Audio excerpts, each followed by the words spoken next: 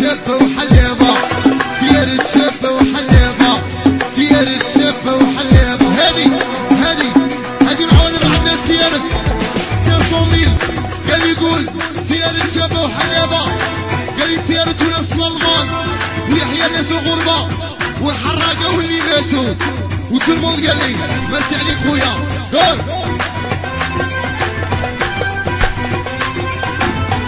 يا شوف يا نهار العيد يا شبرا كيفا من بعيد صادم على مالج الشهيدة.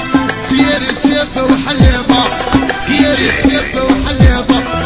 شوفوا ونهار العيد شبرا كيفا من بعيد صادم على مالج الشهيد. سيارة شابة وحليبة، سيارة شابة وحليبة، سيارة شابة وحليبة. قول ايوه توا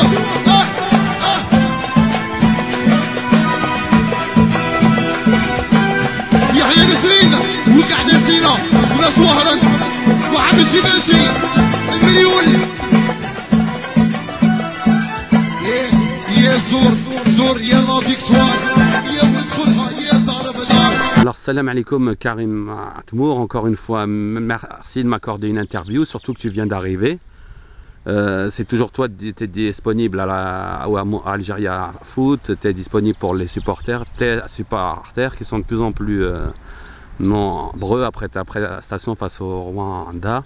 Le voyage il n'a pas été trop dur? Non, tout s'est bien passé, voilà, ça a été bien.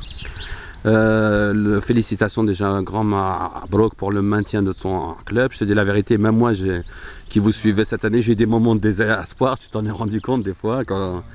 Mais nous on savait, on avait la qualité et puis on savait qu'on allait se maintenir et donc voilà, je suis content qu'on soit maintenu.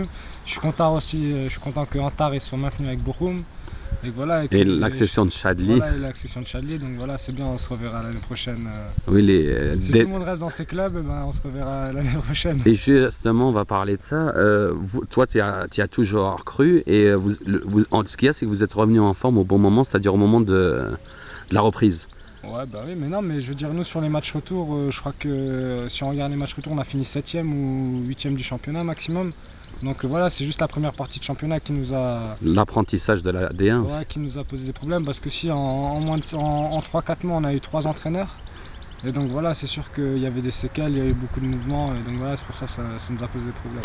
Et ce qu'il y a, c'est que la Bundesliga cette année, c'était un championnat complètement fou, quoi. Il y avait Hoffenheim qui a fait presque mener la course en tête pendant la moitié du championnat, alors qu'il venait des deux. Le Bayern était sans cesse accroché, on ne savait plus qui était qui, quoi. Ouais, non, bah ouais, c'est bien, c'était serré, il y avait du suspense et voilà, jusqu'à la dernière journée de championnat et donc voilà, c'était bien. C'est bien pour le suspense, ouais. Ouais. Et comment expliques-tu que sur tous les terrains d'Allemagne, dès qu'on dit le nom du Bayern de Munich, tout le stade y siffle? C'est union contre le Bayern en Allemagne ou c'est quoi? Bah, c'est le problème, c'est quand un club domine trop le championnat, après tout le monde veut le voir perdre. C'est un peu comme Lyon en France. Voilà, ouais, au bout d'un moment, voilà, les gens ils veulent voir d'autres vainqueurs et d'autres personnes en haut de l'affiche et donc voilà. Et c'est arrivé cette année avec voilà, et pour cette année, ils ont réussi à décocher le titre, donc c'est bien. Maintenant, on va parler de l'équipe nationale. C'est un Karim Matmour, dans quel état physique qui est arrivé là? Parce qu'on te sent un peu, je sais pas, tu as l'air un peu fatigué. Non, là c'est juste par rapport au vol, un petit peu normal, mais non, mais sinon après moi je suis bien, je suis en forme, là j'ai eu quelques jours pour bien me reposer, depuis le dernier match, donc voilà, non, je me sens bien. Tu es prêt à affronter les Égyptiens, comment tu appréhendes ce match? Ouais, bah, ça va être la guerre, hein. Comme, voilà, je sais pas si tu as vu ta photo avec la mitraillette. Ouais, non mais c'est ça, voilà, on en est tous conscients, on y pense tous depuis plusieurs mois et voilà, c'est un match capital, en plus à domicile, un derby. Et en plus, ensuite, il y a directement stage de préparation et d'acclimatation en Afrique du Sud. Et après, départ pour la Zambie où ça va être un véritable périple parce que c'est une petite ville. C'est un très petit stade de 4000 à 5000 places avec un terrain... Bon, ça te rappellera quand tu étais petit que tu faisais des tournois en district. Ouais, bah oui, mais bon, d'abord on va penser à l'Égypte et après on pourra parler de la Zambie, mais une chose après l'autre. Déjà l'Égypte c'est un gros bout, c'est le match que tout le monde parle en plus. Tu sais, c'est comme les joueurs, certains Parisiens ou Marseillais qui disent je préfère gagner Paris ou gagner Marseille et descendre plutôt que de champion en ayant perdu à Paris ou à Marseille. Non, moi je préfère gagner l'Égypte et se qualifier, il n'y a pas de compromis à faire et c'est les deux à chercher. Voilà, donc on sent une motivation chez Karim et T'as pas le message aux supporters, c'est que t'es là et bien là, quoi. Voilà, je suis là et je suis là pour mouiller le maillot et donner tout ce que j'ai et voilà, et pas avoir de regrets à la fin des 90 minutes et donc voilà.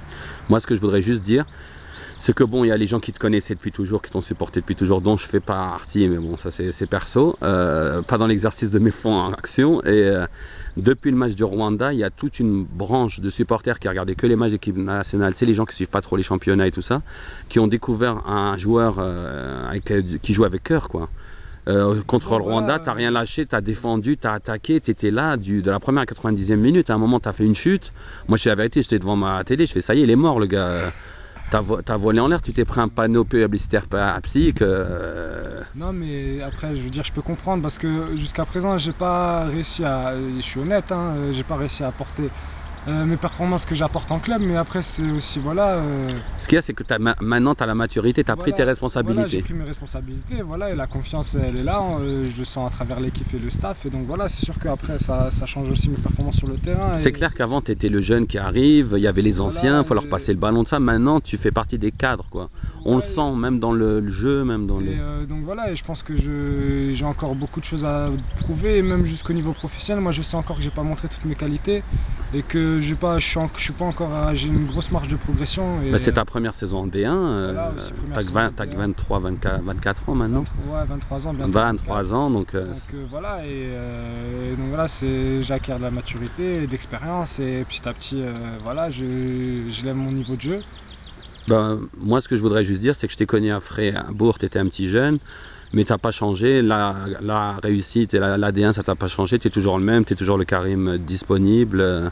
Ne change pas surtout. Même si un jour tu signes à la Roma ou à la Juve ou à Barcelone, reste comme tu es. Pas, ouais. Ben, écoute, merci. Excuse-moi, je te laisse aller courir. Ok. Bye.